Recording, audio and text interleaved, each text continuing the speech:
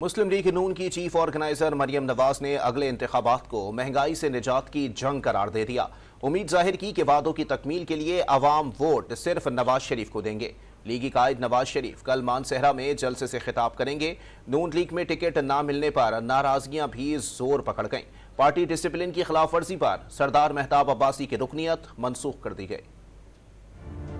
لاہور میں مریم نواز کی زیر صدارت قومی اسمبلی کے حلقہ NA 119 میں انتخابی تیاریوں کے حوالے سے مشاورتی اجلاس ہوا، جس میں مریم نواز کا کہنا تھا کہ یہ محض انتخاب جیتنے کی نہیں بلکہ عوام کو مہنگائی سے نجات دلانے کی جنگ ہے۔ عوام نے بہت مسائل دیکھ لیے، وعدوں کی تکمیل کے لیے اب عوام ووٹ صرف نواز شریف کو دیں گے۔ لیگی قائد نواز شریف 22 جنوری کو مانسہرہ میں اپنے دوسرے انتخابی جلسے سے خطاب کریں گے۔ جلسے کی تیاریاں جاری ہیں۔ پارٹی ذرائع کے مطابق مانسہرہ کے حلقہ NA 15 سے نواز شریف خیبر پختونخوا میں پارٹی کی انتخابی مہم کا آغاز کریں گے۔ دوسری جانب پارٹی ٹکٹ نہ ملنے پر نون لیگ میں ناراضیاں بھی عروج پر پہنچ چکی ہیں۔ نون لیگ نے ایک اور پرانے رہنما پر پارٹی کے دروازے بند کر دیے۔ سیکرٹری جنرل مسلم لیگ نون احسن اقبال کی طرف سے جاری نوٹیفیکیشن کے مطابق پارٹی صدر شہباز شریف نے سردار مہتاب عباسی کو متعدد بار پارٹی ڈسپلن کی خلاف ورزی پر پارٹی سے نکال دیا۔ سردار مہتاب عباسی نے NA 17 سے PTI امیدوار علی خان جدون کی حمایت کا اعلان کیا تھا۔ اس سے قبل شیخو پورہ میں سابق لیگی MPA افتخار احمد بھنگو نے انتخابی ٹکٹ نہ ملنے پر مسلم لیگ نون کو خیر بات کہا تھا۔ ٹکٹ نہ ملنے پر آزاد حیثیت میں الیکشن لڑنے والی نون لیگ کی سابق MNA عائشہ رجب تحریک انصاف کے امیدوار سعد اللہ بلوچ کے حق میں دستبردار ہو گئیں۔